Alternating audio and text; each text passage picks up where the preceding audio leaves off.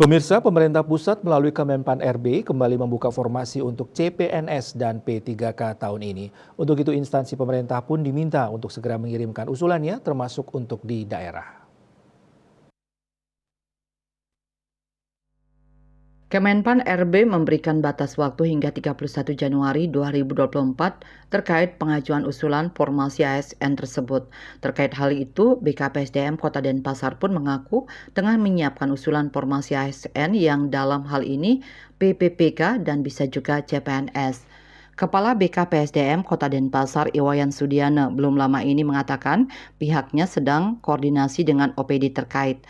Untuk jumlah belum bisa disampaikan, masih dihitung mungkin setelah tanggal 31 Januari ini baru bisa ditentukan berapa jumlah usulan yang dikirim.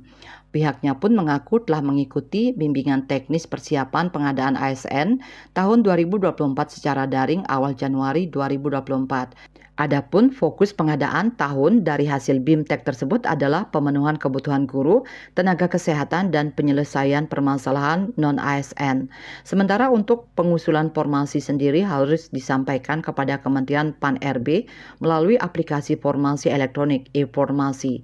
Terkait jadwal pelaksanaan rekrutmen CASN 2024, pemerintah pusat merencanakan akan menggelar paling banyak 3 kali dalam 1 tahun.